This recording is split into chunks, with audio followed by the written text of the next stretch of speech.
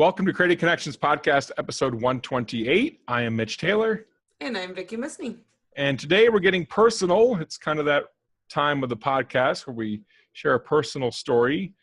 As Vicky would say, some real life lessons, right? Real life, yeah, exactly. Things that we see and experience in real life when makes us go, that shows me something about my business.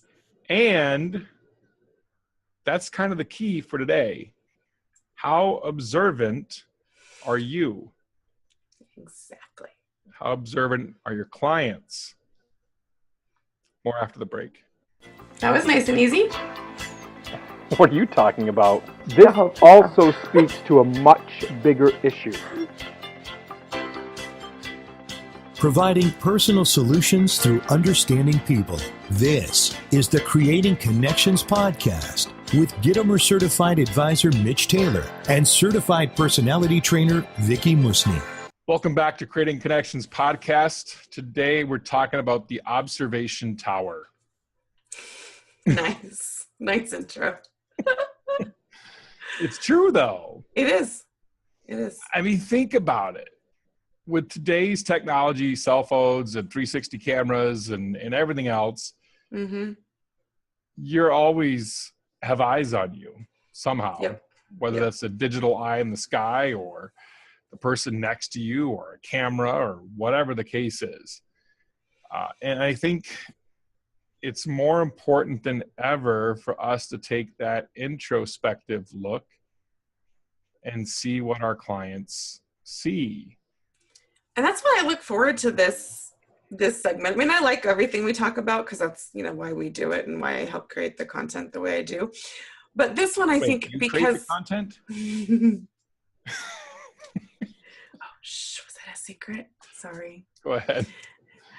But I think we are constantly doing business and traveling and going places and experiencing things and observing things. And I think it's just a really healthy mindset to always be paying attention to those things that we notice and then taking it one step further and saying, what can I learn from this? Besides what restaurant do I want to go back to? What can I actually really, really learn? So now you had a story not that long ago, right? When you were traveling with your family. So the family and I embarked on a 12-day trip, if you will, and we were traveling downstate for my daughter's softball team. Her Little League All-Star team won their district, and which meant they got to represent the Upper Peninsula, downstate, and Lower Michigan, and awesome. 16 other districts in the state. And ultimately, they came in third place out of the whole state. That's fantastic. Pretty impressive. That's awesome. They only lost 1-0 to the team that ended up winning the championship. So that's pretty damn good, I'd say. And so we wrap up, and of course we got to change flights and change schedules and get a park and fly hotel and, all the things you're dealing with on the road. Go back and pack up your hotel room super quick. Oh my gosh, we're going to be out of here by 2, that kind of thing. Yeah. And so we're dealing with all that. And then we make the drive from Detroit over to Chicago because all the Detroit flights were sold out. Oh, goodness. And so we're arriving late into Midway Airport in Chicago, and we have a 10:30 flight. Won't arrive in Boston until 1:45 in the morning the next morning. So slightly overnight. Fun. And so we're tired, right? We're road weary. We've been on the road now for 5 days, at least 6 days almost at that point. So we're road weary and we're tired, and we pull in the airport. You're not expecting a whole lot at the airport, and you get checked in and you get pushed through and you go through security and then you're looking at, food options like, oh my gosh, I'm hungry. I got to eat. And everything's so expensive. Right. Everything's so expensive. So we sit down at this chain, and it's a Go-Go White Sox. If you're not familiar, Chicago has 2 baseball teams. They have a North Side and South Side. North Side being the Chicago Cubs, who just won the World Series for the first time in eons, decades and decades and decades this past year. Yeah.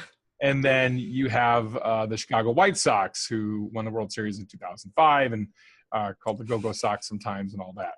So we go to this restaurant. I think that was for my benefit, wasn't it? Yes, it was totally for your benefit. You have no idea who Ozzie Gann is.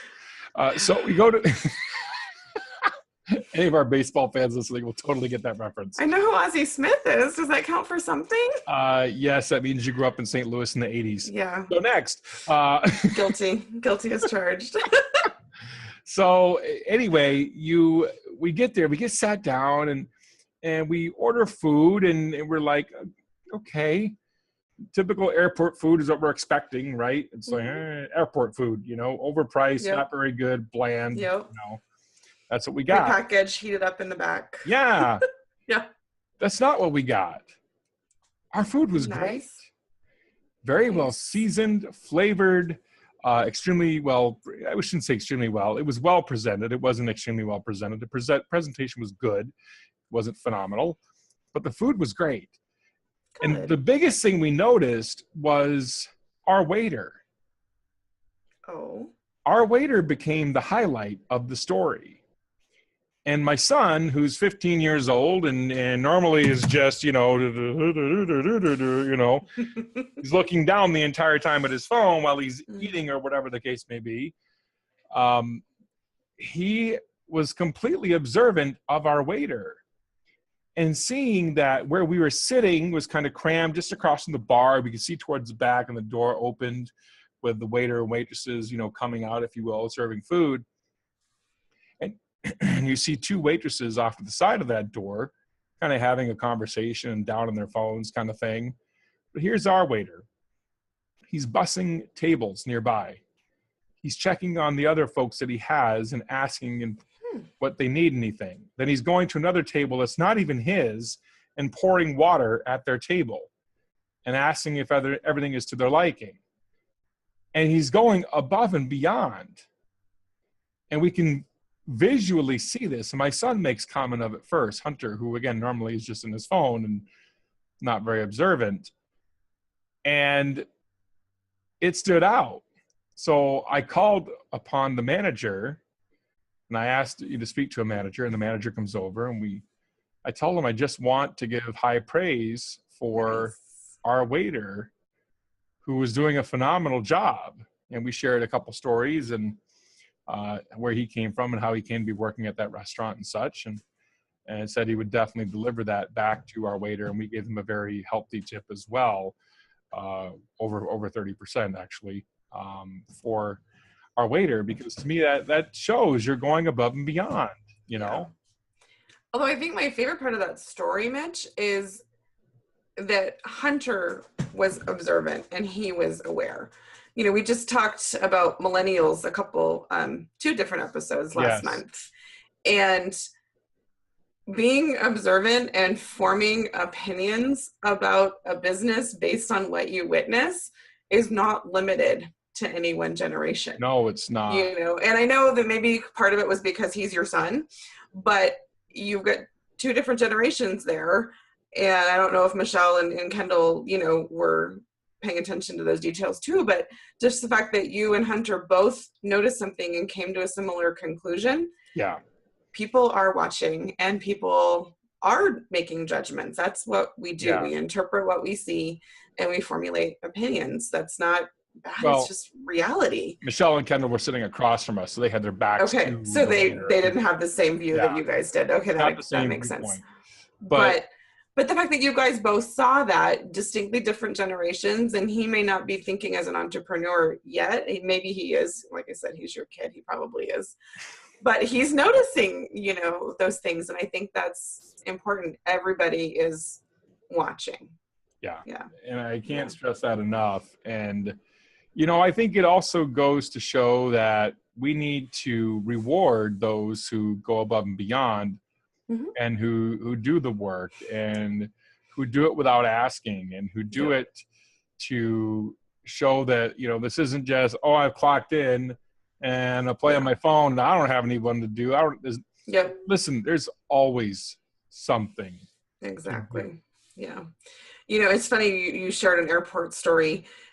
We also did some traveling this summer and had 2 meals 2 days in a row. We had dinner and lunch the next day in the same airport due to a canceled flight mishap, and had a similar experience with surprisingly good service for an airport. And I eat a lot of airport meals when I'm on the road.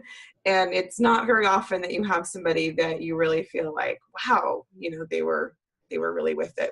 But since you shared an airport story, I'm going to pick a different story to share. And it's not even technically mine, but my friend Riley Wheeler from Saskatchewan shared this on his Facebook page a little while ago. But I thought it was just a really good observation. And he has a long drive to and from work and events, living out in the middle of, you know, nowhere. Not a whole lot, yeah. I can relate. Yeah, yes, you can. And he said he drove past this motel or hotel, and the advertisement on the outside said, color TV and shower in every room, newly renovated. And like, what do you think when you see that? Of course, you're going to make some judgments about that. Those two things, first of all, they don't go hand in hand. If it really truly was newly renovated, those should not be your top selling points, that there's a color TV and a shower. New carpet. That's been a given for a really, really long time. Should be. And new grout. Would hope, yeah. Then again, I don't know, you know, your area very well, but again, in he could have just left it at that and made a judgment, but his Facebook post was much more thoughtful, and it's the kind of thought process that we try to encourage people in this episode in particular, this theme that we do each month, is he asked himself, how does that apply to his business? Mm-hmm. And he admitted that he's been kind of procrastinating, but it's on his to-do list, and he knows he needs to go to look at all of his online presence, his various social media accounts and website, and update his bio and make sure that things are current. Yes. And he's been kind of putting it off because, you know, it's busy wedding season and he's got events and he's working. But then seeing this that clearly looked like it hasn't been updated in a long time and maybe it was newly renovated, but they didn't update the sign. Who knows? But why leave people to guess, to wonder, or to worse, to judge you for what they're seeing if it's not an accurate representation of who you are? So I love that he took it that step further and said, hey, wow, if people are judging my business based on the little, you know, billboard that they first see, is it really reflecting what I want them to see? Maybe it's time to do some renovations. So I just wanted to share that story because I thought that was a really good perspective and totally in line with what this segment of our show is about. So it's important to go through each contact method that your client goes through, each portal. I know recently I had one that I had to fix, and frankly, it went a bit longer than it should have to get it fixed, but yeah, I did fix it. And I even just had a bride email me yesterday trying to find a limo for her wedding, and it's 60 days out. And she's like, so-and-so hasn't gotten back to me. So I sent her a bunch of options today, and she just responded back to me and said that early this morning that the other company still has not gotten back to her yet. Yeah. So communication, how people are perceiving you, what they're finding. I know for me, I'm guilty because I love Facebook. That's where I live. Right. I don't know what picture is on my Google Plus profile or what it says about me. But what if somebody finds that? And you're probably going to go look it up now and tell me if you've seen this. But, you know, and I use Instagram occasionally, Twitter less frequently. But if I have a presence on any of those platforms, I also have a responsibility to at least periodically go make sure things are current, maybe even try to push myself out of my comfort zone and engage in some conversations on some of those other platforms or post a little more. But at minimum, if you're going to have a public presence, like the billboard of a hotel, make sure that it's current and it's not something that's not an accurate representation of you. So absolutely. That's my thought for today. Connections podcast today, episode 128. I'm Mitch. And I'm Vicki. We'll see you next time. This has been our podcast providing personal solutions through understanding people better. Thank you. Have a great week. Bye. Thank you for listening to the Creating Connections podcast with Gittimer Certified Advisor Mitch Taylor and Certified Personality Trainer Vicki Musni. For more information on providing personal solutions through understanding people better, visit creatingconnections.biz.